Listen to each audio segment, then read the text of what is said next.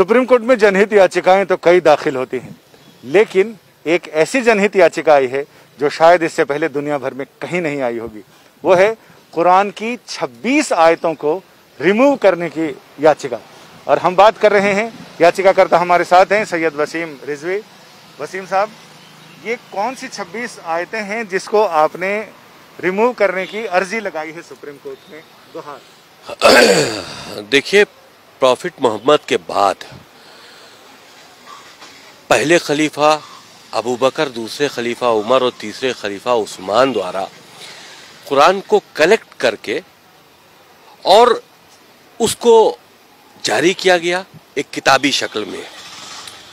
कुरान के अंदर कुछ आयतें ऐसी हैं जो आतंक को बढ़ावा देती हैं, वायलेंस टीचिंग हम कहें उसको एक तरह से, वो कुरान के अंदर इस तरह की बातें हैं और बहुत अच्छी बातें भी हैं जो इंसानियत के लिए हैं।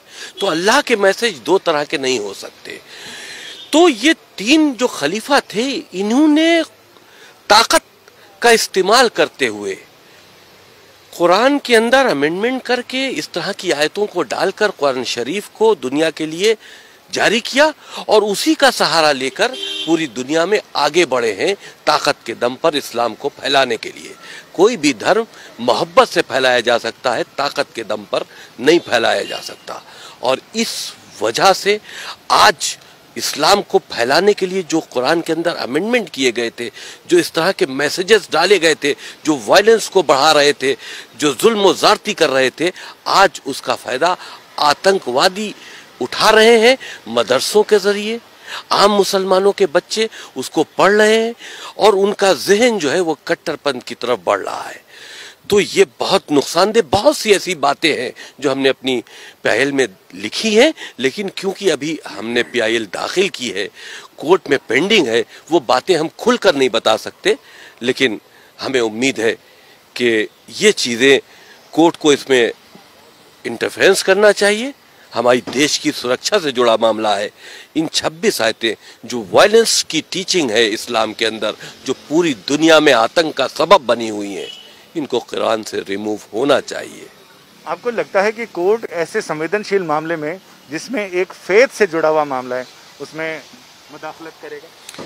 ये मामला फेथ से जुड़ा नहीं है। फेथ से जुड़ा हुआ होता है इंसानियत का मामला। किसी का कत्ल कर देना फेथ से जुड़ा मामला है। आप अगर इसको फेथ से जोड़ लेते हैं तो हमको इजाजत दीजिए कि हम काफिरों का कत्ल कर दें। तो ये फेथ से जुड़ा नहीं है, ये वायलेंस टीचिंग है। ये एक तरह से आतंकी गतिविधियों में मुसलमान बच्चों को लिप्त करने की बात है और उसका सहारा कुरान मजीद से लिया जा रहा है। बहुत सी अच्छी बातें हैं कुरान मजीद में। हम तो कहते हैं कुरान मजीद को हम बैन करने की बात नहीं करते। उसके अंदर जो वायरस खलीफाओं ने डाला है इस्लाम को आगे बढ़ाने के लिए ताकत के दम पर, उसको रिमूव करो, क्योंकि आज उसका गलत फायदा उठाया जा रहा है और मुसलमान बच्चों को आतंकवाद की तरफ लिया जाया जा रहा है। तो आपको लगता है कि जो किसी जमाने में इस्लाम की ताकत के बल पर इस्लाम को फैलाने की बात की जा रही थी, आज वही इस्लाम को कमजोर कर रहा है? जो बुनियादी शिक्षाएं हैं इस्लाम की इंसानियत के भले के लिए, जाहिर सी बात है, जिस वक्त ये कुरान के अंदर अमेंडमेंट करके इस तरह के अल्लाह के नाम से मैसेजेस डाले गए जो हमने चैलेंज किए हैं, उस वक्त तो उनका मकसद यही होगा कि हम इसको अपनी ताकत से जोड़े। अल्लाह के मैसेज के नाम पर जिहाद क्या है? ये उस वक्त जिहाद था कि इस्लाम को फैलाना था। आज वो जिहाद का गलत इस्तेमाल हो रहा है, आतंकवादी जिहाद का इस्तेमाल कर रहे हैं। तो उस वक्त तो इस्लाम का दायरा बढ़ाने के लिए ये काम किया गया था, लेकिन आज इस्लाम उसी से बदनाम हो रहा है। हमारे साथ सुधाकर द्विवेदी जी हैं, जिन्होंने ये सारी पिटीशन ड्राफ्ट भी की है और इसके बारे में इनके तकनीकी पहलुओं पे बात करते हैं कि इसमें आपने इसको संवैधानिक की जो मूल भावना है, जिसमें देश के खिलाफ हमला या देश पर हमला, देश की संप्रभुता, एकता और अखंडता पर, उसके साथ आपने देखिए, जो हमारा संविधान है वो प्रत्येक नागरिक को जो है प्रोटेक्शन देता है।